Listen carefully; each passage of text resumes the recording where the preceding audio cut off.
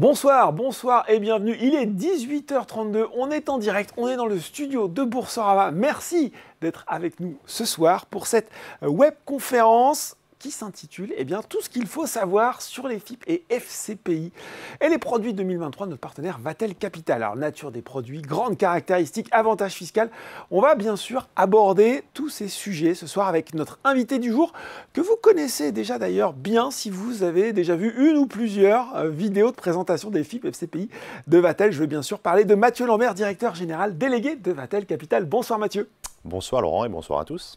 Alors nous sommes ensemble pour 40-45 minutes de direct. Vous le savez, ce moment d'échange est le vôtre. N'hésitez pas à poser vos questions. On y répondra en fin d'émission. Bien sûr, là aussi, on a déjà retenu certaines questions qui ont été posées au moment de l'inscription que nous avons inclus dans la présentation. Et Mathieu, souvent, dans les webinaires Boursorama, on fait toujours ce petit point, ce gros point, même parfois pédagogie.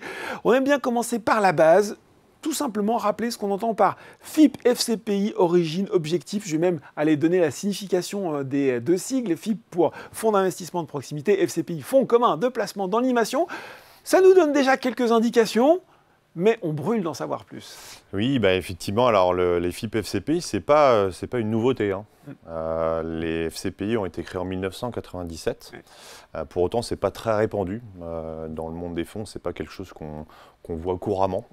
Et ça existe pourtant depuis maintenant quelques années. Les FIP qui sont leurs cousins sont nés un tout petit peu après, en 2003. Et ils appartiennent à une famille qui est aujourd'hui de plus en plus connue, qu'on appelle les FCPR. Hein. Qu'est-ce que c'est qu'un FCPR? Fonds commun de placement à risque. C'est une famille de véhicules qui jouit en ce moment d'une certaine notoriété, puisqu'il y a une petite démocratisation donc, de l'investissement dans ce qu'on appelle le capital investissement. Et donc le private equity.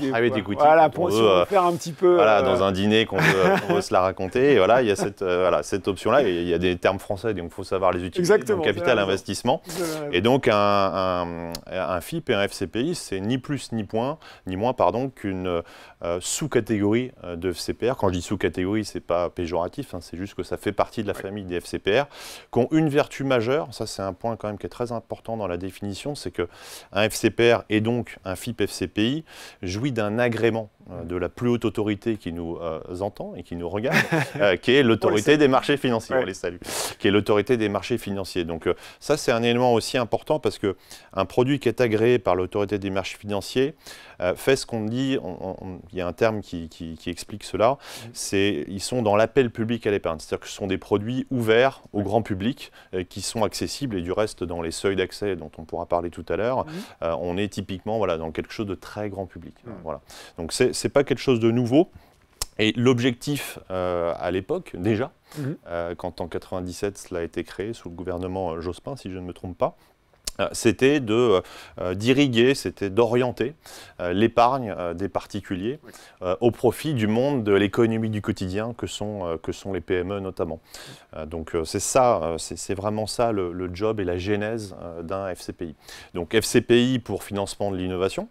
Donc là, on va aller plutôt chercher des entreprises qui ont une connotation d'innovation à la fois dans leur budget mis à disposition de la R&D, par exemple, la recherche et développement, qui peuvent innover aussi dans l'organisation. Ce n'est pas forcément une start-up, hein, ça peut être une société mûre, mais qui a un biais innovant. Et le FIP, qui est le cousin, lui, c'est Fonds d'investissement de proximité. Alors le nom est peut-être un tout petit peu moins clair.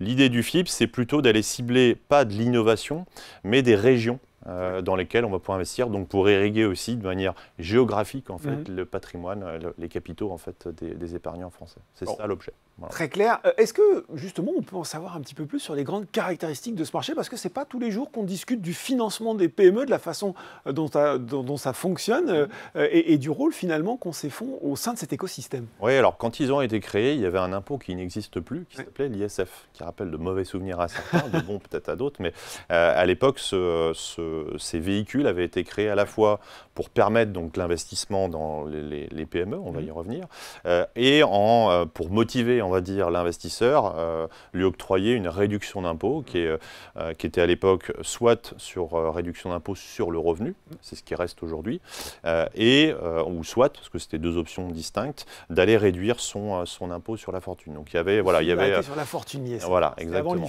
C'était avant l'IFI. Donc alors c'est une gamme de fonds qui fait bien le boulot.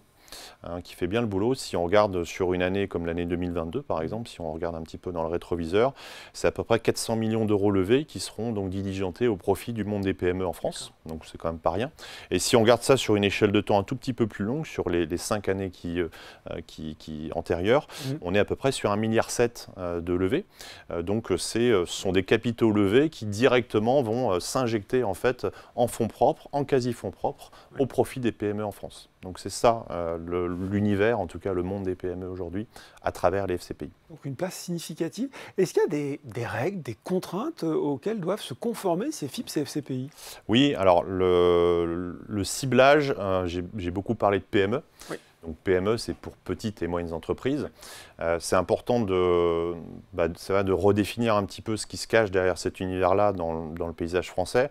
Les PME en France, c'est à peu près 140 000 entreprises. Donc c'est un joli nombre. Oui, oui. Alors après, c'est lancé comme ça ne veut pas forcément dire grand-chose, mais c'est à peu près un quart de la valeur ajoutée créée en France. C'est 4 millions d'emplois. Premier employeur de France, on dit ça. Voilà, comparativement, si on prend l'étage du dessus, qui est ce qu'on appelle les ETI, donc c'est juste l'étage d'après. Une PME, c'est, pour là aussi donner des chiffres, c'est des entreprises qui peuvent faire jusqu'à 250 salariés, 50 millions de chiffres d'affaires, 43 millions de bilans. Alors ça, c'est la définition, on va dire, communautaire de ce qu'est une PME. Quand on dépasse ces seuils-là, on rentre dans ce qu'on appelle les fameuses ETI, où là, il y en a évidemment beaucoup moins en France. C'est à peu près 1 millier d'entreprises qui adressent à peu près 3 millions d'emplois.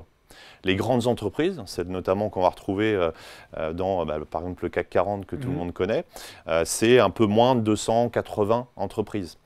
Pour, pareil, un tissu d'emplois à peu près de 3 millions. Donc, vous voyez bien que les PME sont là en nombre et elles ont un vrai rôle, notamment dans la dynamique de plein emploi, qui est aujourd'hui une vraie préoccupation pour tout le monde. Voilà. Il faut qu'on parle forcément un petit peu du contexte actuel.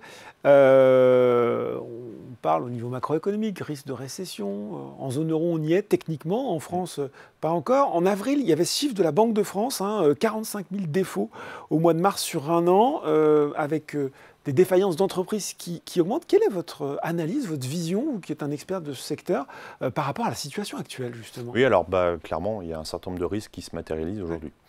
Ces risques qui s'expliquent.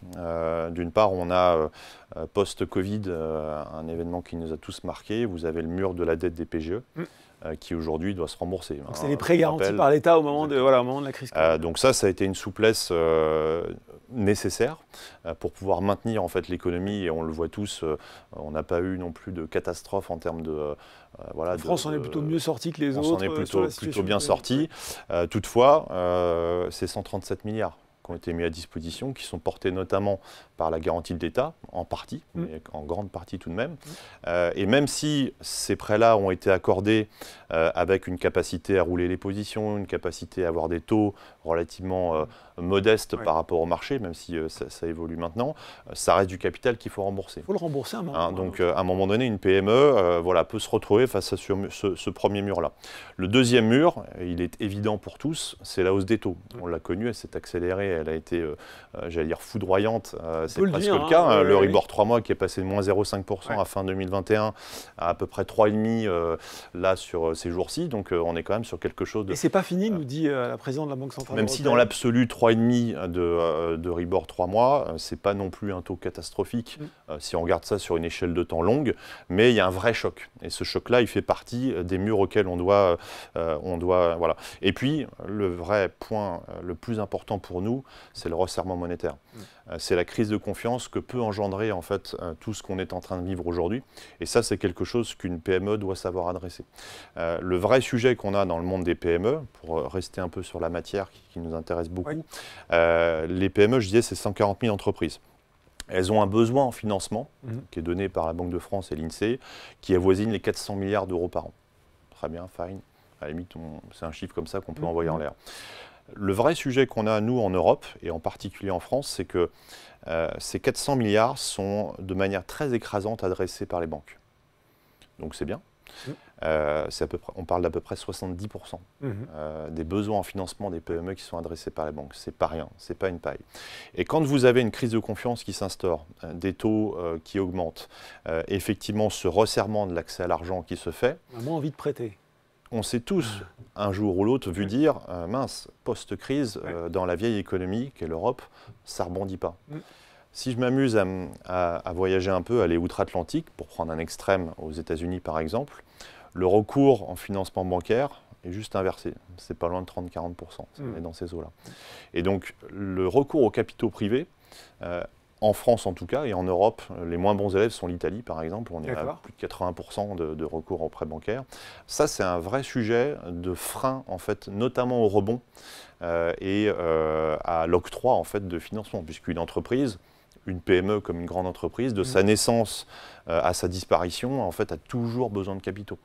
Et donc voilà, l'idée pour elle, c'est d'avoir différentes options. Aujourd'hui, les options sont un petit peu trop drivées à l'endroit des banques, et ça, c'est quelque chose auquel on doit pouvoir travailler en France. Bon, donc quand même quelques signaux, hein, quelques indicateurs à avoir en tête. Pour tous les gens qui nous regardent aujourd'hui, qui nous regardent ce soir, Mathieu, quels sont finalement, on va revenir à ce qui nous intéresse, quelles sont les bonnes questions à se poser avant d'investir dans ce type de produit, FIP FCPI notamment? Oui, alors la peur, déjà n'évite pas le danger. Oui. Deux, sur le chiffre que vous avez évoqué de défaut d'entreprise qui accélère, il ne faut pas non plus le mettre voilà, comme une espèce d'épée de Damoclès. Oui, voilà. On est juste en train de revenir sur des standards d'avant Covid. Oui. On a vécu un petit peu sous perfusion, donc bon voilà. Il y a un autre point qui est très important, on est un peuple d'entrepreneurs. Il y a un nombre de TPE, pour le coup, de toutes petites entreprises en dessous de 10 salariés qui est très importante en France. Et aujourd'hui, dans les défauts qui sont constatés, donc ces fameux 45 000, c'est plus de 90% qui sont des TPE.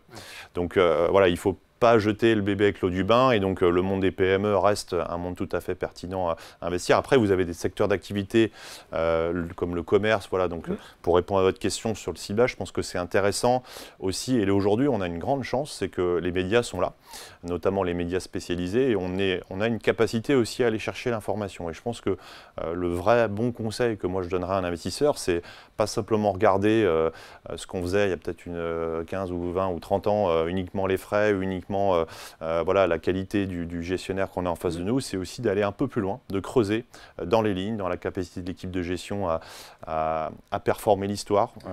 On dit souvent qu'il ne faut pas acheter les performances passées. Ben, moi, je dis un petit peu quand même, parce que quand une équipe est capable de faire de la performance durablement et qu'elle le répète dans le temps, c'est un critère. Ça ne doit pas être le seul, évidemment, mais c'est quand même un critère qu'on doit pouvoir regarder. Et dans des contextes économiques qui ont effectivement beaucoup évolué sur toutes ces années. Question aussi très pratique qu'on peut se poser, FIP d'un côté, FCPI de l'autre. Au moment de choisir, est-ce que l'un est mieux que l'autre? On a vu les différences. C'est kiff-kiff. Oui, alors nous, vous allez me dire, il faut prendre les deux. Oui, pourquoi pas. Le choix, il peut aussi, là je renvoie ça peut-être à la capacité de l'investisseur à accepter, alors pas tant le risque, mais surtout la volatilité. Souvent on parle d'aversion au risque d'un client. Ce qu'un client finalement n'aime pas, c'est la volatilité. C'est-à-dire qu'il vit mal des oscillations de valeur locative, c'est évidemment du stress. Quand c'est dans le vert, on est content, quand c'est dans le rouge, c'est ça. Donc, et donc le choix entre les deux pourrait se faire là. C'est-à-dire que je vais parler de ce qu'on propose nous. Donc la gamme FCPI de Vatel s'appelle Dividende Plus, va être emprunt d'actifs cotés. D'accord. Donc il va y avoir une touche d'actifs cotés présente, marquante. On pourra y revenir plus précisément. Et donc une corrélation plus forte aux oscillations justement des marchés cotés. Donc ça, si on vit mal avec ces éléments-là, il faut le comprendre, l'appréhender et agir en conséquence. Sur la partie FIP, où nous on a aujourd'hui 2 FIP qui ciblent des régions toutes particulières, les départements et territoires d'outre-mer et la zone Corse. Là, on est 100% sur des actifs non cotés en bourse.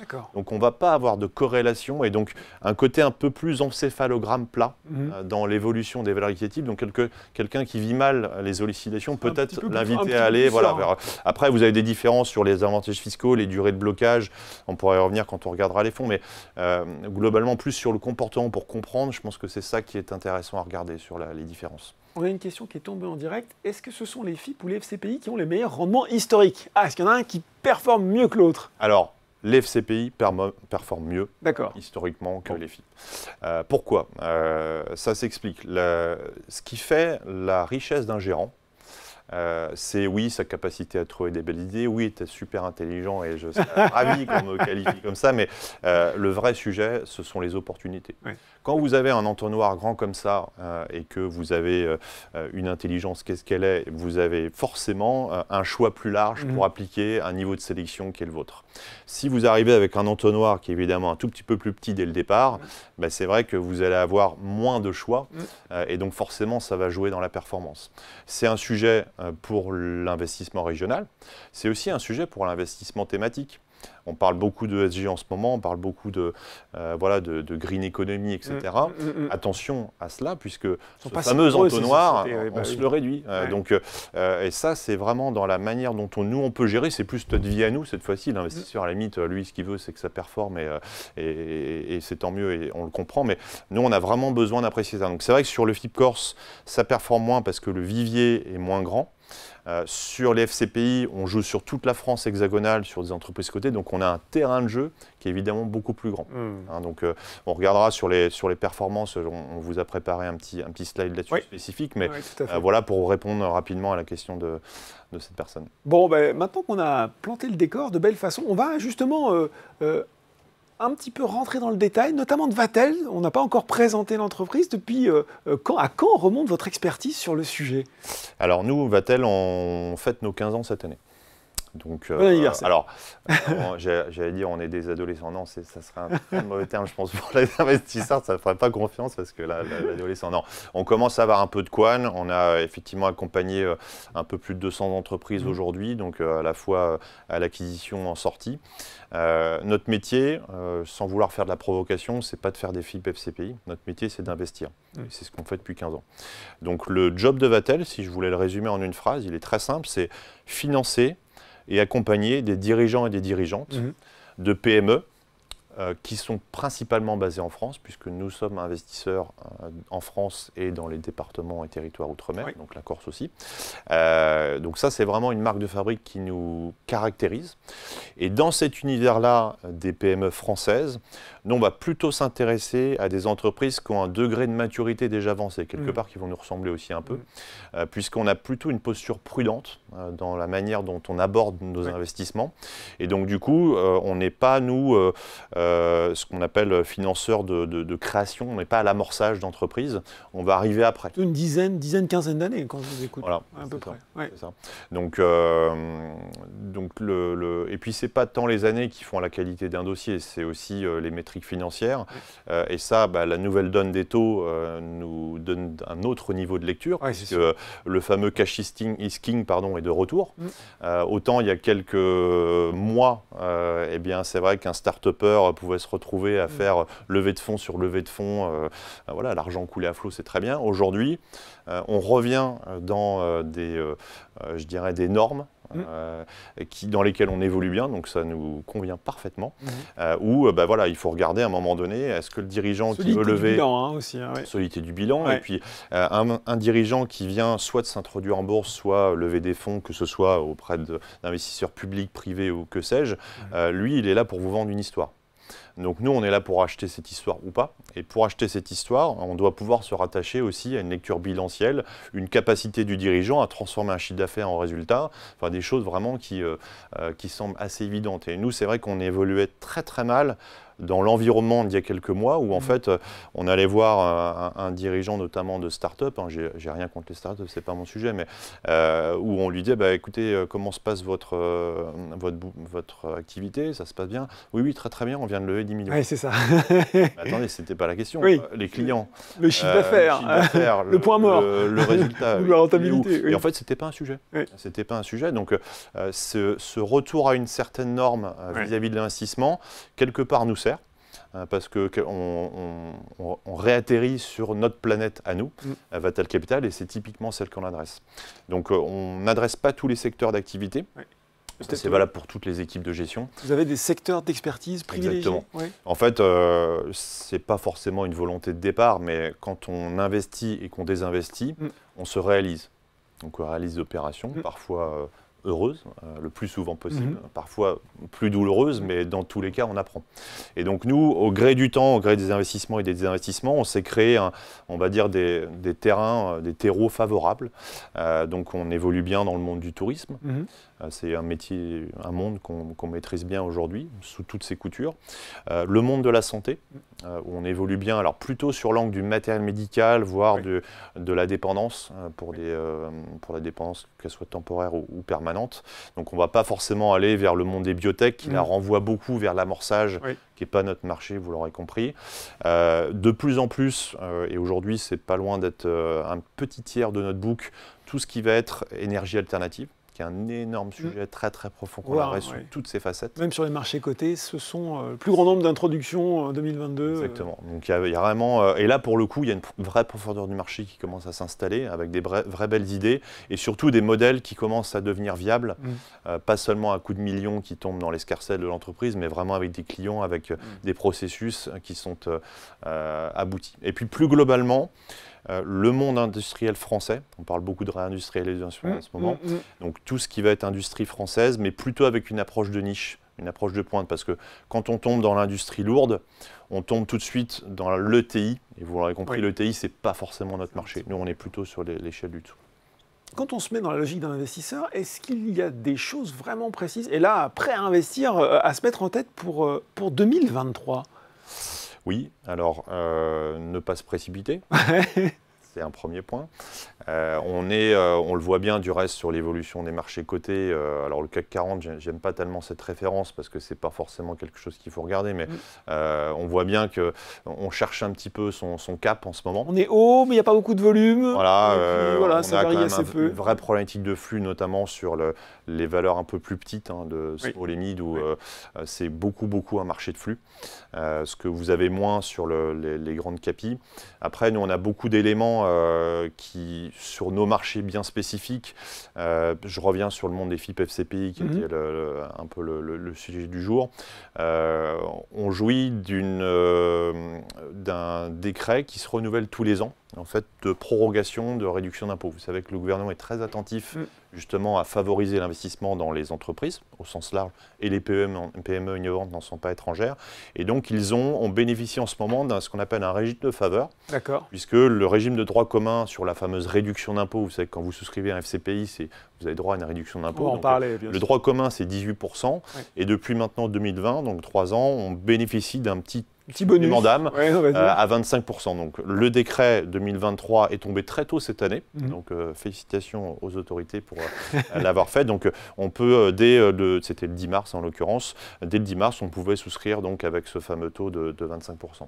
Le deuxième point, et là ça va peut-être plus particulièrement intéresser des investisseurs qui nous ont déjà fait confiance, puisqu'on va rembourser notre 11e FCPI ces prochaines semaines, qui sera remboursé positivement. C'est le FCPI Dividende Plus numéro 6. Donc ça, c'est un point intéressant. La hausse des taux, c'est un élément qui est très favorable pour notre marché. Pourquoi? Parce que schématiquement, la vie d'un fonds de ce type-là, donc c'est valable et pour les FIP et pour les FCPI, sont des fonds qui vont collecter de l'argent dans une durée de temps, un laps de temps assez court. Donc les sommes d'argent sont assez conséquentes. On parle d'un FCPI à maturité de levée, ça fait une trentaine de millions d'euros. Un FIP, ça fait une vingtaine de millions d'euros. Donc ce n'est pas des petites sommes qui sont décomposées en beaucoup de petites parts, mais ça fait un joli gâteau au final. Et évidemment, lorsqu'on a construit ce gâteau, on ne va pas se précipiter du jour au lendemain à aller faire des acquisitions. On a un délai pour monter en puissance et atteindre des quotas d'investissement. Et donc quand on était dans un environnement de taux négatif, eh bien, cette manne d'argent, on n'en faisait pas ou grand-chose, ou plus difficilement, disons. Là, aujourd'hui, on redécouvre les fonds monétaires.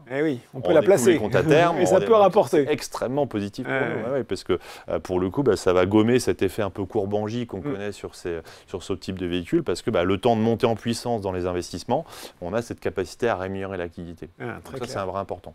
Un vrai point important. Vous avez en ce moment même, et du reste, la mission a rendu son office, notre très chère Première ministre Elisabeth Borne a confié à un député de la majorité qui s'appelle Paul Midi une mission parlementaire pour réfléchir en fait à soutenir encore plus, aller encore plus loin dans justement le soutien des PME innovantes, etc.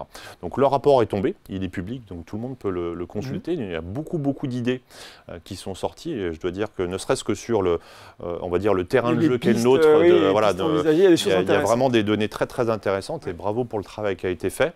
Et les FIP FCPI sont évidemment dans le viseur de ces propositions et donc on devrait assez rapidement sur la loi de finances 2024 voir des évolutions là-dessus.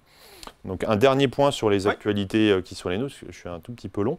Non, mais c'est des précisions utiles en même temps, Mathieu. Là, c'est plutôt profitable pour le monde des FIP Corse, puisque on est, comme on l'évoquait tout à l'heure, nous depuis 15 ans investisseurs, notamment en Corse.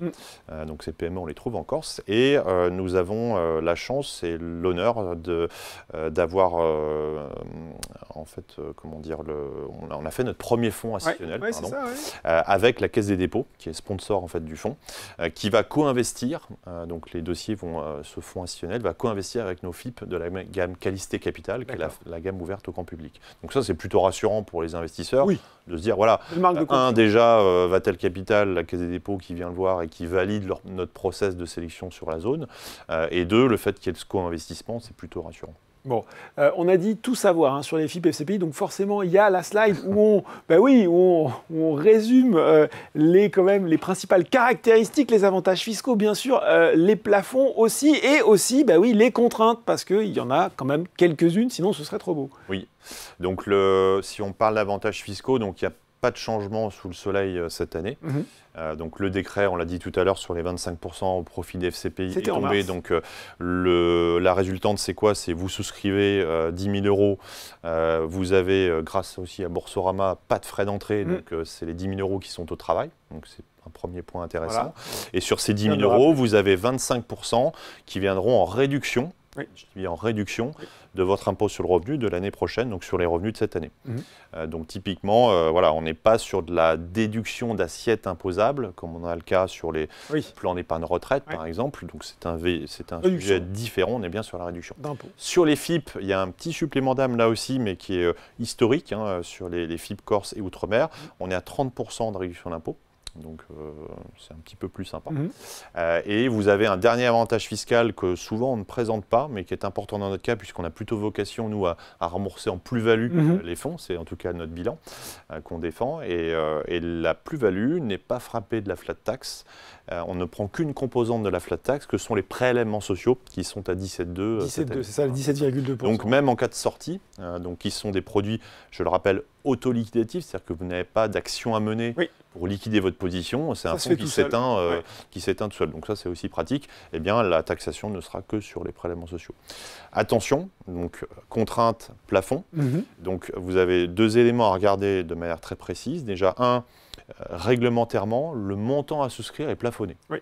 12 000 euros pour une personne seule, 24 000 pour un couple. Ceux qui nous connaissent bien sont assez habitués là-dessus. Ça par cœur. Alors, on peut combiner, c'est-à-dire qu'on pourrait très bien, même si je suis célibataire, faire 12 000 FIP et 12 000 FCPI. Ça, c'est possible. D'accord. Mais sur un FCPI donné, c'est 12 000 max. Ah oui, donc si on veut plus, il faut combiner les deux. Voilà. Attention, si on veut plus, et c'est tant mieux, on sera le premier avis, il y a un deuxième plafond, et pour le coup, un plafond qui renvoie à votre foyer fiscal, puisque en France, c'est comme ça, vous avez un plafond de réduction d'impôt qui est fixé à 10 000 euros.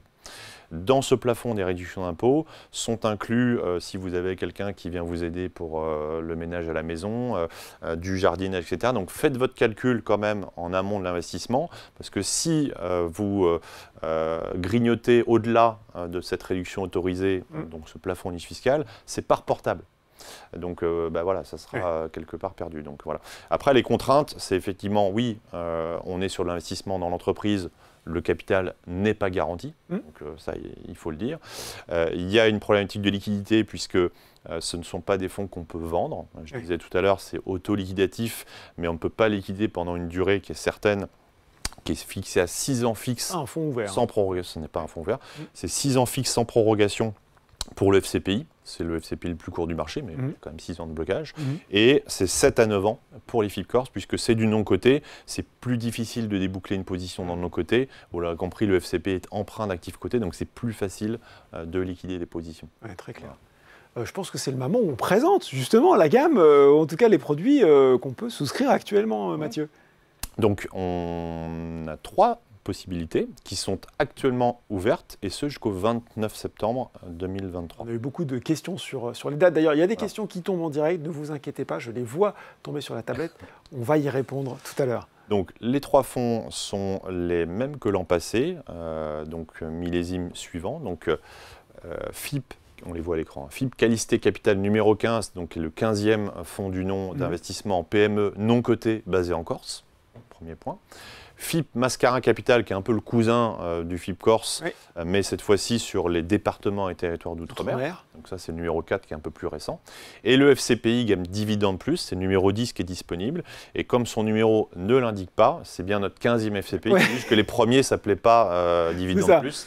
Mais voilà, on est bien sur le 15e. Donc, je crois vous avoir posé d'ailleurs moi-même la question. C'est possible. Donc c'est un peu confusant, mais oui, aujourd'hui, c'est la gamme Dividende Plus qui est sur les FCPI. Ouais. Voilà. Si on soulève le capot de ces fonds, comment ils se composent très pragmatiquement, très concrètement? Alors, je vous le disais, j'ai passé quelques petits messages là-dessus. On est plutôt des gens prudents. Oui. Donc, il ne faut pas venir chez Vatel pour faire x3 sur sa mise. Voilà, c'est dit. Comme ça qu'on agit, et ce n'est pas comme ça qu'on gère. Donc ça se traduit déjà, sur la nature des sociétés qu'on va accompagner. Je l'évoquais tout à l'heure, plutôt des entreprises mûres. Non pas que ce ne soit pas un joli marché, les entreprises non mûres, mais ce n'est pas notre métier. Donc ça, c'est un premier point. Le deuxième point, il est à l'écran, c'est la construction des fonds. Oui. De manière systématique, on n'est jamais 100% action. D'accord. Ce n'est pas notre volonté. Donc on va mixer, et pour ça on a des outils qui sont tout à fait éligibles au FIP et au FCPI. Donc vous avez l'option fonds propres. Donc typiquement, je vais avoir une augmentation de capital d'une entreprise donnée où je vais y participer, donc injecter du fonds propre et avoir en contrepartie une possession d'une partie du capital de l'entreprise. Ça, c'est ce qu'on appelle les actions. Donc là-dessus, nous on a plutôt une posture de minoritaire. D'accord. C'est un point important vis-à-vis des entrepreneurs qu'on accompagne, puisque quand on parle de PME, on parle souvent de fondateurs. Le sentiment d'appartenance vis-à-vis de l'objet est très important. Oui. Et donc c'est vrai que si je viens vous voir, Laurent, en vous disant voilà, vous avez fait une très jolie boîte, vous voulez racheter un confrère, je vais devenir majoritaire, je vais vous racheter 70% de notre capital, mais en fait je vais vous perdre parce que vous allez être démotivé. Oui, c'est sûr. Et ça va être contre-productif pour nous et pour les investisseurs, parce qu'en fait au final, celui qui fait le job, c'est vous. Et donc ça, c'est quand même un point auquel on est très attentif, donc on va rester minoritaire. Pour autant, le projet, admettons, nous séduit au maximum, et donc la somme d'argent qu'on pourrait être amené à mettre à disposition de l'entreprise nous amènerait, si on n'intervenait qu'en action, à devenir majoritaire. Oui. Eh bien là, on a un outil qui est formidable, qu'on appelle les quasi-fonds propres, pour prendre des termes bancaires. Ça se traduit par des obligations convertibles en actions. D'accord. Donc on va être sur l'allocation, c'est le graphique qu'on a là, minoritaire en actions, majoritaire en obligations convertibles. Ça, c'est vraiment l'ossature de nos fonds. Les obligations convertibles ayant plusieurs vertus, on en a déjà parlé sur ce plateau, c'est déjà une obligation convertible à une échéance temps. C'est un contrat obligataire, ni plus ni moins. Donc ça, nous, dans la perspective de cette fameuse auto-liquidation des fonds et de respecter les délais qui nous sont impartis, c'est un outil extrêmement intéressant. Le deuxième élément, une obligation toute convertible soit-elle, va dégager du coupon. Et donc va nourrir la richesse de la valeur locative du fonds dans lequel on est. Et le troisième point, c'est non des moindres, c'est qu'on a en défensif, alors là je dis bien en défensif, possibilité de convertir. Donc convertir, c'est potentiellement devenir majoritaire. Oui. C'est pas un objectif, vous l'aurez compris. Oui. Mais quand la ligne téléphonique avec le dirigeant fonctionne plus, que le dialogue passe plus, ou qu'on voit bien que le BP part. Ça peut être un outil aussi. C'est un outil qui nous permet de prendre le contrôle de l'objet et de dire cette fois-ci, on va plutôt faire à notre sauce. Et là, on devient le méchant fond. Voilà. Donc on n'en fait pas un objectif, vous l'aurez compris, mais c'est une possibilité aussi défensive. Bon, très clair sur ces explications, Mathieu, merci beaucoup. Et là, les gens qui nous regardent se disent, oui, mais bon, tout ça, c'est bien joli, mais alors les perfs de ces fonds, j'ai eu des questions. Oui, j'ai une question. Jean-Pierre nous dit, les 4 dernières FCPI, ça c'est une question qui avait été posée au moment de l'inscription, les 4 derniers FCPI dividendes de Vatel sont en perte de 7 à 10, de respectivement 5,7. J'arrondis un petit peu, Jean-Pierre, vous me pardonnerez. 5,7, 25,6, 7,1, 1,41. Le FCPI dividende 8 a même mangé l'avantage fiscal de 25%. Quels arguments arguments pour souscrire au FCPI dividende numéro 10? Et puis Antoine, quel historique de rendement de vos fonds hors avantage fiscal? Et c'est vrai que la nuance est importante. Et quel produit conseillez-vous pour une échéance de 5 à 6 ans? Alors, c'est quoi les perfs? Alors déjà, il y a un point qui est important. On n'est pas face à des boîtes noires. J'insiste. Nous faisons ce qu'on en appelle des lettres d'information, qui font office de reporting, que l'on fait paraître à l'occasion des valeurs liquidatives. Donc, ce sont des fonds à événements de vie rares. Ça, il faut aussi l'appréhender. C'est-à-dire que la valeur liquidative évolue pas tous les jours comme un fonds classique. Donc, on a 2 VL par an. Et donc, à l'occasion de ces parutions de VL, nous, on édite ce qu'on appelle une lettre d'information, dans laquelle on met, évidemment, les dernières valeurs, donc pour permettre de suivre son investissement. Un billet d'humeur sur le contenu, parce que c'est souvent là où on souffre un peu, nous, gérants de ce type de fonds, c'est que les investisseurs viennent nous voir pour la défiscalisation en 2023. 2024, ils s'en souviennent bien parce qu'ils cochent la petite case, voire même ils nous appellent pour demander quelle case il faut cocher. Et puis en 2026, je ne sais plus du tout ce que j'ai fait, c'est que ce truc, j'ai mis 1 000 € là-dessus. Donc nous, on tient à ce qu'il y ait un fil rouge pendant toute la durée de vie du fonds. C'est ce pourquoi on édite par catégorie, donc FIP Corse, FIP Outre-mer et FCPI, des lettres d'information qui permettent à l'investisseur, en pleine conscience, de constater qu'à l'intérieur du fonds, ça vit, qu'il y a des entreprises qu'on investit, qu'on désinvestit, il y a des billets d'humeur, il se passe quelque chose, etc. Donc avec des tendances, parfois négatives, parfois positives. Donc ça, c'est quelque chose quand même que je tiens à rappeler parce que c'est important de le dire. Ensuite, le bilan. Et je vais y revenir sur les fonds plus récents. Parce que sur le bilan, toujours pas répondu sur les performances, il est fort. J'y vais. Donc je finirai par le pire. D'accord. Allez. Donc les performances, il y a 2 choses sur les performances. Il y a les performances des fonds qu'on a remboursés aux clients. Donc pour moi, c'est la vraie performance parce que c'est celle à un moment donné où on a rendu l'argent. Et la performance latente qu'il faut aussi regarder. Les fonds qui sont en cours. Exactement. Donc sur les fonds qui ont été remboursés, avant le FCPI numéro 6 qui sera remboursé là début juillet, on avait remboursé 10 fonds. Donc 100% remboursés aux clients. 9 l'ont été en plus-value hors avantage fiscal. D'accord. Un des derniers faits d'armes, c'était le numéro 5 qui avait été remboursé en juin de l'année dernière, donc il y a une petite année, à plus 48,61%, hors avantage fiscal, ce qui fait sur 6 ans un très très joli TRI avec et sans avantage fiscal. Donc ça, c'est quelque chose sur lequel on est plutôt content. Après, je laisse nos auditeurs juger de cela, mais ça reste quand même des fonds à contrainte. On ne peut pas aller acheter du Total, on ne peut pas aller acheter du Thales, et on aurait bien aimé le faire en 2022, par exemple. Donc, pour revenir aux performances, et c'est vrai qu'on a eu... pour parler des fonds qui sont en cours de vie, où effectivement nos investisseurs ont pu constater une baisse. Donc déjà, je renvoie à ce que j'ai dit au tout début. Sur les FCPI, attention, oscillation liée aussi au marché des actifs cotés. Et en particulier au marché des actifs cotés dans les small et mid. Et là, c'est hyper cruel parce que 2022 a été très très cruel à notre très compliqué pour les valeurs moyennes. Le CAC 40, moins 9%, crise ukrainienne, même pas mal. Moins 9%, c'est rien du tout par rapport aux chocs, différents chocs qu'on a vécu. Au départ. Si vous descendez un tout petit peu d'un cran, en particulier celui qui nous intéresse, que sont l'économie du quotidien, les PME, etc., vous avez un indice que personne ne voit, c'est le CAC PME. Le CAC PME. Encore plus, voilà. Le CAC PME, c'est juste moins 38 en 2022. Donc, c'est plutôt là que nous, malheureusement, on évoluait. Et donc, du coup, forcément, sur les VL là, qui sont parus, qui étaient les VL de 2022, voilà, on a cette descente-là. Ce qui a joué aussi, c'est que sur les fonds dont on parle, donc le 7, 8, 9 qui sont en cours de gestion, pour des raisons un tout petit peu différentes, sont, comme je l'évoquais, encore longs de liquidité. Ils ont encore du temps pour investir. Et donc, on avait placé les liquidités en obligations. Les obligations 2022, ça n'a pas très bien fonctionné. Exactement. Et donc, on est dans l'obligation... Sans mauvais jeu de mots.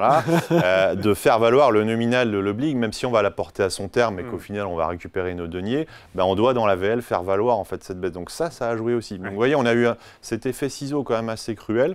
Alors pour autant, nous on a fait un bilan là pour parler notamment du 8 qui a peut-être un peu plus souffert.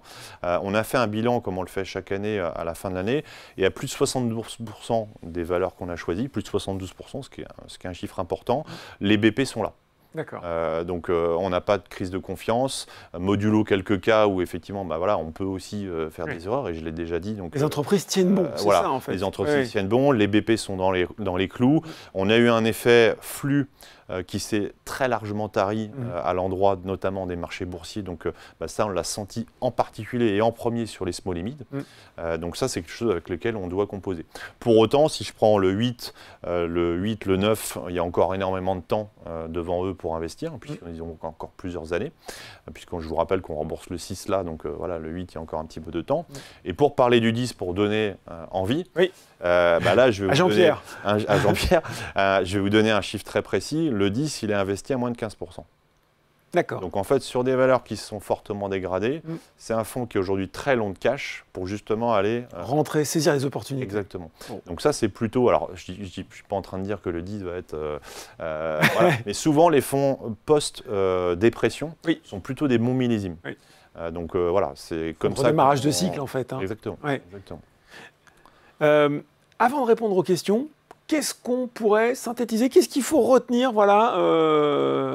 de tout ce qu'on vient de se dire finalement? Oui, alors on est très conscient que quelqu'un qui souscrit à nos fonds, quelque part, il nous fait un peu confiance, même totalement. Et donc ça, on ne le prend pas avec légèreté. Donc on essaie d'avoir un certain niveau de crédibilité. Donc la crédibilité, elle se fait à la fois par l'équipe qui est en place, qui gère nos fonds maintenant depuis plusieurs années, et puis les performances, évidemment, ça on pourra en parler. On a régulièrement des récompenses. Donc la dernière en date, c'est le magazine Gestion de Fortune qui nous a… et ça, ce sont des prix qui ne sont pas achetés. Hein. Soyons clairs. C'est la profession en fait de nos distributeurs qui votent et qui donnent. Voilà. Et donc on est régulièrement primé. Hein. Depuis 15 ans qu'on existe, on a eu 11 prix. Donc on est quand même très très régulièrement cité comme plutôt sérieux. Ça, c'est un point, je pense, il faut l'apprécier comme tel et j'espère ne pas avoir trahi ce que j'essaye de vendre là. L'incitation fiscale, on en est conscient, on est faiseur de fonds fiscaux. On sait que c'est le taux important. aussi, c'est important pour la décision. Nous, on investit les fonds à 100% en termes de quotas et donc c'est 100% de la réduction d'impôt qui est octroyée, puisque vous savez que depuis 2020, la réduction d'impôt est corrigée du quota d'investissement du fonds en actifs éligibles. Ce que vous nous dites en pointillé, c'est que certains fonds ne le font pas. Exactement. Certains fonds sont investis à 80 ou 90% et donc c'est pas 25, si je reprends mon cas de FCPI, c'est 25 corrigé du quota d'investissement. Exactement. Donc nous, on fait cet effort-là d'aller investir à 100% et donc de permettre à l'investisseur de bénéficier du taux plein. Donc quand on vient chercher du fiscal, c'est intéressant. C'est quand même, on pourrait presque dire que c'est la base. Voilà, un point important et clairement on le voit un peu notamment dans les volumes que l'on traite, le FCPI à durée courte, à 6 ans, sans prorogation possible, c'est un vrai argument. Clairement, c'est aujourd'hui le FCPI le plus court du marché. Quand on est dans un fonds bloqué, ce que personne n'aime être bloqué dans son placement et c'est tout à fait humain. Donc au plus, on donne des perspectives courtes de remboursement, au plus, on sait qu'on va retrouver son argent, d'une part. Et en plus, on maximise son TRI, parce qu'admettons qu'ils me disent, il est bien gentil Mathieu, allez, je vais partir du principe qu'il va me rendre mon capital, mon 25% en TRI sur 6 ans, ça fait beaucoup plus que si je restais 10 ans, évidemment. Donc ça, tout le monde aura fait le calcul. Donc ça, c'est quand même un point intéressant. Pour autant, il ne faut pas oublier les FIP, je le disais tout à l'heure, en défensif, c'est plutôt intéressant. Et après, la transparence, j'en ai touché un mot tout à l'heure, on y tient, ce sont des fonds d'investissement aussi. Et donc, à l'intérieur, il se passe des choses, à l'intérieur, il y a une vie. Il y a la lettre d'information, la fameuse lettre d'information, je la vends. Voilà, donc il ne faut pas hésiter. Je ne sais pas ce qu'ils font, ils ne me tiennent pas au courant, mais si. C'est ça, donc on édite cette lettre d'information et je pense qu'il faut, il faut lui donner de la valeur. Voilà. Bon, place aux questions. Il y en a pas mal qui sont tombés pendant votre présentation, Mathieu. J'espère que vous êtes affûtés. Oui. On va commencer par une question. Pourquoi Vatel Capital base ses FIP sur l'outre-mer et la Corse plutôt que sur le territoire métropolitain? Un FIP Creuse, tiens. Super question. Oui, alors, 2 points. Déjà, c'était une question d'opportunité. Quand on s'est créé, c'était en 2008. Donc 2008, c'était il y a 15 ans. Et vous aviez un député corse qui avait en fait voter un supplément d'âme en termes d'économie d'impôt au profit de l'investissement sur le territoire corse. Donc c'est une opportunité qu'on a saisie. puisqu'à l'époque, c'était 50% de réduction d'impôt sur le revenu sur là, il y avait, un FIP Corse. Donc, c'était considérable. Pourquoi est-ce que ce député avait obtenu cette possibilité, cette bonification? C'est que le territoire, et c'est du reste valable pour les départements et territoires d'outre-mer, ce sont des territoires sous-bancarisés. Où les problèmes de financement qu'on a un petit peu évoqués en introduction, qui est propre à tout le territoire, sont peut-être un peu plus marqués sur ces zones-là. Donc il y a un besoin de compenser par l'investissement à la fois d'actifs publics, mais aussi d'actifs privés. Et c'est ce pourquoi il y avait... Donc nous, on a eu cette opportunité en fait, d'aller investir là-bas, en Corse en premier. Et l'outre-mer, c'est un tout petit peu différent, mais il y a quand même des similitudes. C'est-à-dire que le bassin de la construction du PIB des zones de type outre-mer, donc c'est principalement les zones peuplées, hein, donc Martinique, Guadeloupe, Réunion, sont assez similaires en termes de secteur d'activité que la Corse. Donc quand vous savez traiter, vous savez traiter de l'hôtellerie, de la résidence de vacances ou des services connexes dans le monde du tourisme, plus quelques dossiers industriels un peu niche là aussi, en fait, vous avez assez facilement capacité à faire du copier-coller. De votre expertise. En fait. Exactement. Donc c'est aussi ça qui nous a amené à travailler sur ces deux zones-là. Mais demain, on pourrait, pourquoi pas, faire un fonds régional. C'est une possibilité. Bon, c'est une possibilité. Question, on a dit, une des caractéristiques des FIP-SCI, c'est bloquer, mais que se passe-t-il? On a cette question, peut-on liquider si on a un besoin urgent? Y a-t-il, comme dans d'autres types de produits, des clauses de déblocage anticipé? Ça existe, ça? Alors, vous avez les clauses légales de la sécurité sociale, honnêtement, que je ne connais pas par cœur. D'accord. Mais voilà, vous avez chômage fin de droit, vous avez, si je ne me trompe pas, décès du conjoint, enfin, vous avez un certain nombre de possibilités.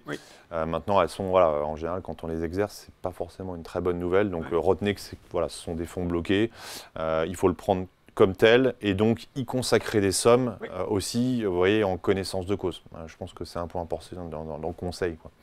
Une question de Tom. Quid de la non-prorogation des FCPI si le marché n'est pas porteur? Impossible de reporter la vente pour améliorer les performances. Oui. Ah oui. Ça, c'est l'autre côté de la pièce. Ça. Ah oui, complètement, et on l'assume. Nous, notre volonté, c'est de respecter le contrat moral et le mandat écrit que nous avons avec le client.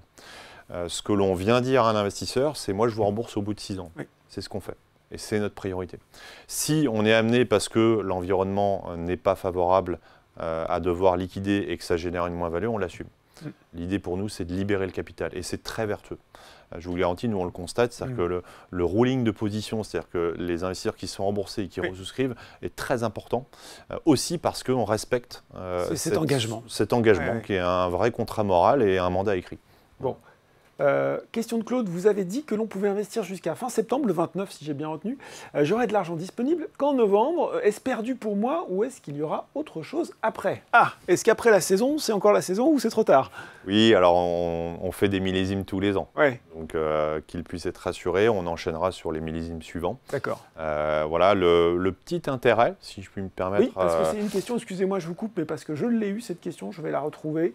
La question de JPC, y a-t-il intérêt à acheter maintenant les FCPI par rapport à la fin de l'année? Voilà, oui. Alors, vous avez un intérêt justement sur ces fameuses durées de blocage. Puisque c'est quoi une durée de blocage pour un fonds? Ça ne renvoie pas à votre date de souscription, ça renvoie à la date de création du fonds. D'accord. Donc typiquement, je vais prendre notre cas du FIP Qualité Capital numéro 15, qui est disponible en ce moment. Il a été officiellement créé dès lors qu'il y a une certaine somme d'argent dans le fonds, je vous passe les détails. Donc en gros, partons du principe que c'est octobre dernier. D'accord. Donc la durée des 7 à 9 ans sur le FIP démarre à octobre dernier. Donc si vous souscrivez là en septembre, admettons, ou même cet été, vous gagnez quasiment 1 an en fait, de durée de blocage. Ah oui, donc c'est effectivement plus qu'un petit intérêt. Voilà. On a des questions enveloppe aussi, ça ne va pas vous surprendre. Je vais vous les citer les deux. François, est-ce que les FIP peuvent être investis, en tout cas placés, logés dans un PEA PME? Et puis une question, dans quelles enveloppes fiscales peut-on insérer des FCPI? Alors, FIP dans un PEA PME d'un côté et FCPI où? Vous allez nous le dire, Mathieu. Alors, FIP dans un PEA PME, non. Non. Parce qu'on ne répondra pas à la contrainte des 75% actions minimum. D'accord. On veut pour preuve l'allocation qu'on présentait tout à l'heure, donc on n'est pas éligible. Et ça ne ferait pas vraiment sens, si je puis me permettre, puisque fiscalement, comme je l'évoquais tout à l'heure, À la sortie, vous avez déjà le régime de faveur que vous octroie le PEA-PME, c'est-à-dire l'application uniquement les PS, les prélèvements sociaux, sur les plus-values en sortie. Donc en fait, ça ne serait pas tellement intéressant de le loger dans un PEA-PME finalement, même si c'était possible. Mais ce n'est pas possible. Pour FCPI, où est-ce qu'on peut les mettre? Alors, FCPI compte titre uniquement, puisque pareil, pas éligible PEA-PME. Assurance vie, j'avais aussi la question. Donc, assurance vie, non, et j'ai envie de dire heureusement, parce qu'en fait, quand vous logez une enveloppe, quand vous logez un fonds à travers une assurance vie, la fiscalité qui fait foi, c'est celle de l'enveloppe. Donc en l'occurrence, dans un contrat d'assurance vie, vous faites un rachat, c'est la flat tax qui s'applique. Donc ça serait bien ballot. Premier point. Le deuxième point, c'est que un FCPI, comme on l'a assez largement rappelé, il y a ce fameux avantage fiscal à l'entrée. Et pour avoir cet avantage fiscal, vous devez justifier que vous êtes propriétaire des titres que vous avez achetés. Que la démarche, voilà, c'est vous qui l'avez faite. Quand vous détenez des actifs à travers un contrat d'assurance vie, peut-être que nos auditeurs sont pas au courant, vous n'êtes pas propriétaire des parts sous-jacentes. L'assureur a ce qu'on appelle un engagement de passif à votre profit. Il doit refléter aussi les positions qui sont les vôtres, mais vous ne détenez pas 5 parts de carrying patrimoine dans votre contrat d'assurance vie. Vous ne les détenez pas en propre. C'est l'assureur qui les détient à l'actif. Donc ça ne pourrait pas marcher avec les FCPI. Voilà. Donc quand je vois la question qui a été posée, quelle fiscalité en fonction de l'enveloppe, c'est plutôt la fiscalité du fonds elle-même qui est... Exactement, qui est déjà hyper favorable. Voilà. Là, d'avoir que les prélèvements sociaux, bon, c'est vrai que on peut difficilement faire mieux en fiscalité. Bon, une question qui va vous faire plaisir, tiens, un auditeur, en tout cas, je confirme, c'est une vraie question, parce qu'après on va dire, ils font n'importe quoi. Je confirme la qualité de Vatel Capital, car il est un souscripteur depuis quelques années. J'ai perçu les rendements largement positifs. Donc ma question sera simple. Voyez-vous un facteur économique exogène qui pourrait enrayer cette performance historique, remontée des taux, crise à venir? Ça me fait penser à une question d'Olivier posée au moment de l'inscription. Voilà, ces placements semblent de moins en moins rentables, entre dégrèvement d'impôts en baisse, dépréciation chaque année. Faut-il encore y croire pour les années futures? Alors là, c'est la dépression. C'est la dépression. Futur des FIP FCPI. Oui, le futur, déjà, il faut vivre le présent. Donc les 25%, je le rappelle, qui sont un taux de faveur, sont valables cette année. On ne sait pas s'ils seront valables les années prochaines. Donc déjà, j'ai envie de dire, profitons-en et voyons les choses positivement. Deux, oui. On n'est pas des robots, on n'a pas encore été remplacé par des robots, donc oui, on peut faire des erreurs, oui, il peut y avoir des dossiers malheureux, mais c'est tout l'objet aussi d'un fonds, c'est de diligenter notre risque sur un certain nombre de positions et de le faire évoluer dans le temps, donc ça c'est le rôle du gérant. Donc on peut avoir de mauvaises nouvelles comme on peut avoir de bonnes. Moi j'ai envie de dire, il faut regarder un petit peu ce qu'on a fait par le passé, on a plutôt, j'ai envie de dire, pris soin des deniers, des clients qui nous ont fait cette confiance-là, encore une fois. Donc, nous, il n'y a pas de raison, on va continuer. Des crises, il y en a eu d'autres. Je voulais dire, c'était un peu la question, c'était finalement, est-ce que vous voyez, j'imagine, un scénario un peu récessif, un peu prononcé en France, où finalement, voilà, les perspectives économiques, j'imagine, c'est la question, se dégraderaient, et puis on serait tous dans le bain, là. Oui, alors là, donc, du coup, ça toucherait tous les fonds, ça ne serait pas forcément que les FIP ou les FCPI. Alors, sur le non-coté, parce que il y a beaucoup de messages qui sont passés sur le non-coté où on a parfois un peu l'impression que c'est la réponse à tous les maux de l'investissement. Rassurez-vous, le TRI sera supérieur, rassurez-vous. Les rendements sont élevés, c'est décorrélé de l'économie. C'est vrai, c'est vrai qu'on dit nous, ça. on est témoins des deux, puisqu'on fait et du côté et du non-coté. Une entreprise, elle évolue dans un marché, et ce qui la fait grandir ou pas, c'est à la fois le marché qu'elle adresse, la pertinence du produit ou du service qu'elle propose, les clients qui lui font confiance, et puis un environnement effectivement macroéconomique. Qu'on soit coté ou non coté, je suis désolé, mais on est tous assujettis à la même règle. Le point de différence, et c'est là où notamment la référence temps est hyper importante, c'est-à-dire qu'un client investisseur, et je suis certain que certains de nos auditeurs le vivent, les marchés boursiers qui offrent une liquidité instantanée, c'est pas toujours une super bonne nouvelle pour penser ces investissements. Et je l'ai déjà dit ici, le temps de la bourse, c'est pas le temps de l'entreprise. le temps d'entreprise, c'est un temps long dans lequel il faut savoir s'inscrire. Et donc, quand on a un véhicule contraignant, bloqué, pour rester dans ces termes-là, quelque part, c'est aussi un bienfait pour l'investisseur parce que c'est lui imposer le rythme. Certaines disciplines aussi. Qui est le vrai rythme en fait, de l'investissement. Hein. Moi, je le dis souvent, c'est pas parce que demain j'achète une boîte qui s'est introduite, certes, qui est extraordinaire et nous-mêmes on est hyper enthousiastes, que le lendemain elle vaut 20% de plus. C'est pas la réalité. Vous laissez le temps au temps, comme exactement. l'ancien président. Et donc ces fonds-là bloqués et à durée, donc voilà, on va dire moyenne ou longue, hein, ça dépend comment on voit la chose, c'est aussi rapporter ça à du temps. Et donc le temps, ça permet aussi de passer des crises. On peut avoir en ce moment voilà, un effet un peu dépressif avec sortie de crise ukrainienne, nécessité cette remontée des taux, la crise énergétique. Donc c'est vrai que là, on a l'immobilier, j'en parle même pas, parce que nous, c'est pas notre matière, mais il n'y a pas un jour où il n'y a pas un mauvais message à l'endroit de cette matière. Je pense qu'on surjoue aussi un peu. C'est le défaut du monde dans lequel on vit, où on a cette capacité à être très bien informé, mais parfois on l'est un tout petit peu trop et on peut se laisser envahir par des sentiments qui parfois peuvent nous amener justement à prendre des décisions en investissement qui ne sont pas forcément opportunes. Bon Mathieu, je vais vous brider un petit peu dans vos temps de réponse parce qu'on a encore plein de questions qui tombent. C'est pas grave, mais en tout cas c'est très clair. Il y a une question de Vincent qui fait écho à une question de Rémi posée au moment de l'inscription. Vincent, la souscription conjointe est-elle possible, monsieur et madame? Et Vincent nous demandait, pour bénéficier à des choses un petit peu différentes. La déduction fiscale pour un couple, faut-il remplir les dossiers aux deux noms ou seulement au nom de monsieur pour le FCP Dividende Plus? Voilà, donc... Alors oui, c'est à peu près la même question. Oui, c'est ça en fait. Hein. Ouais, donc oui, on peut tout à fait souscrire à deux. Notamment quand on est en régime de communauté, quand on soit marié ou du reste même pacsé. Je mets juste un tout petit bémol au mariage, par exemple, en séparation de biens, où on va isoler en fait les biens propres monsieur et les biens propres madame. Moi, le conseil que je donne souvent, c'est quand même de faire deux souscriptions isolées, parce que en cas, par exemple, de séparation, je le souhaite évidemment pas, mais c'est plus simple derrière de répartir les deux. Donc, régime de communauté, co-souscription, bien évidemment. Régime séparatiste, je pense que deux souscriptions sont préférables. Ouais, tout à fait. Question de Days, à combien s'élèvent les frais de gestion, les frais d'entrée? Oui, alors nous sommes chez Boursorama. Voilà. Et donc vous avez fait un choix très fort. Voilà. Bravo pour cela, puisqu'il y a 0 frais d'entrée en souscription chez Boursorama. Donc, voilà. Ça, c'est pour les frais d'entrée. Un point très clair. Les frais de gestion sur l'FCPI sont à 2,5% par an. Donc toutes les performances que j'évoquais sont évidemment nettes de frais de gestion.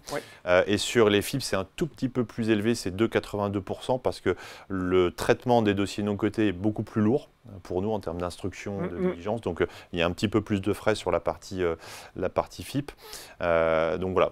Pour vous faire un comparable, parce que des frais comme ça, c'est bien, un fonds action française classique, la moyenne des frais, c'est à peu près 2,30, 2,40. D'accord. Donc on n'est pas non plus sur quelque chose de surfacturé. Souvent, c'est un peu un mythe sur les différents. Oui, c'est ça. On dit, il y a beaucoup de frais sur les FIP. Oui, c'est ça.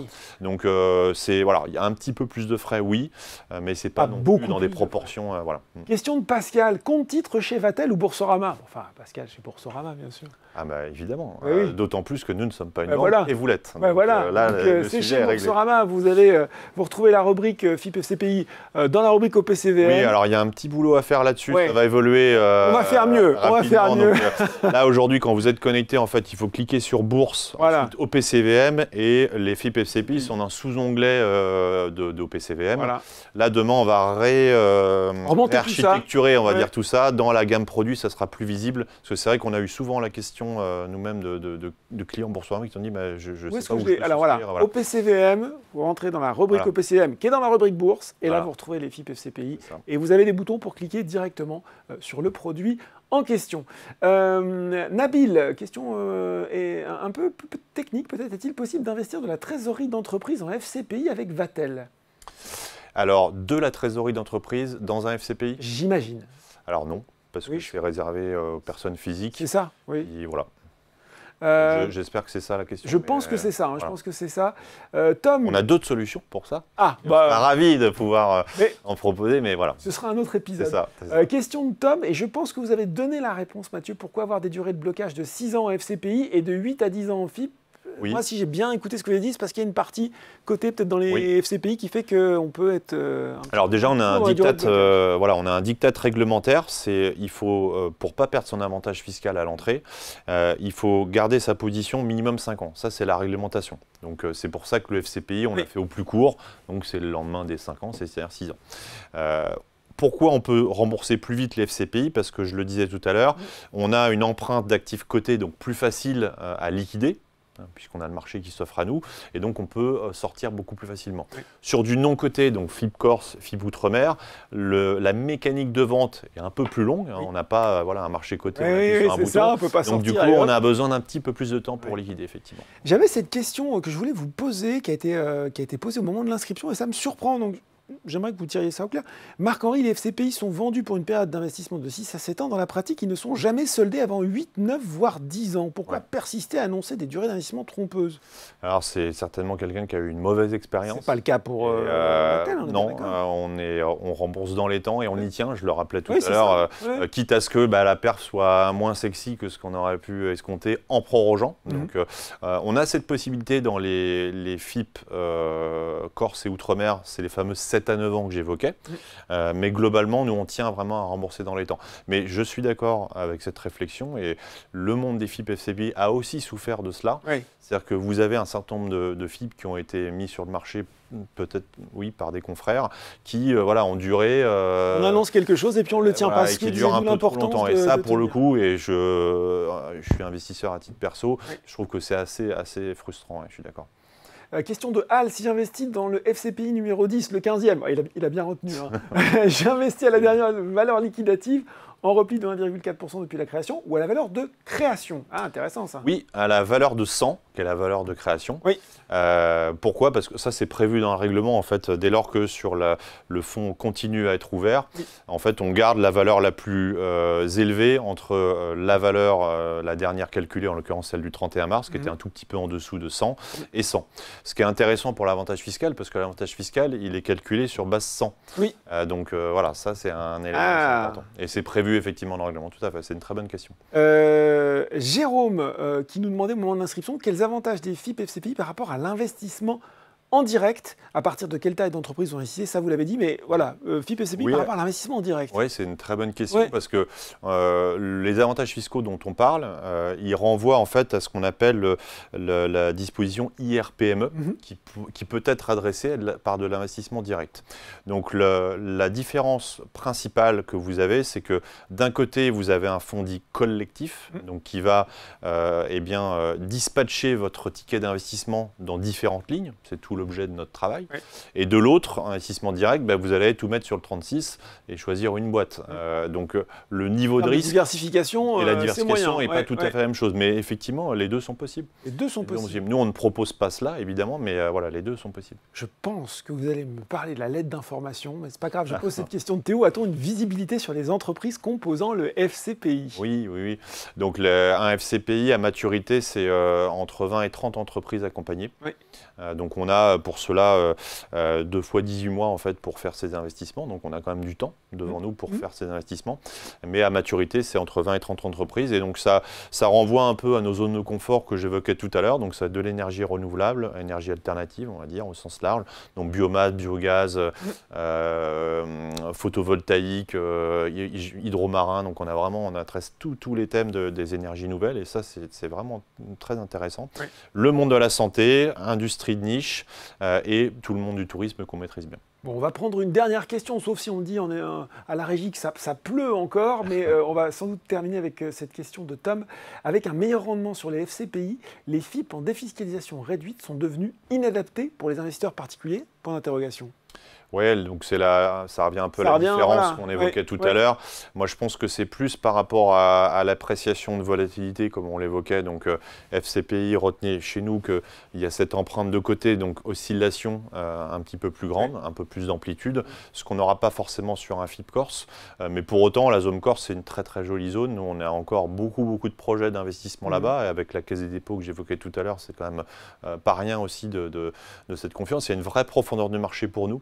Donc on n'a pas de sujet, on va dire, en termes de sourcing, d'opportunités, etc. Il y a encore de belles choses à faire. Bon ben voilà, c'était le mot de la fin. On a fait passer finalement 1h05 ensemble, Mathieu, mais je pense qu'on a bien couvert le sujet et j'espère qu'on a répondu à l'essentiel de vos questions. Merci beaucoup Mathieu pour ces explications. Merci à tous, merci. Voilà, c'est la fin de ce webinaire. On espère encore une fois qu'on a pu répondre à toutes vos questions. Si vous n'avez pas pu tout voir, vous savez que d'ici quelques jours, nous aussi on est parfois un petit peu lent, je le dis parfois, mais vous aurez le replay en tout cas sur le site de Boursorama. Et puis là aussi, comme d'habitude, si vous êtes habitué des webinaires, restez encore avec nous quelques instants, le temps de remplir un court questionnaire de satisfaction. Merci beaucoup de nous avoir suivis ce soir et à très bientôt.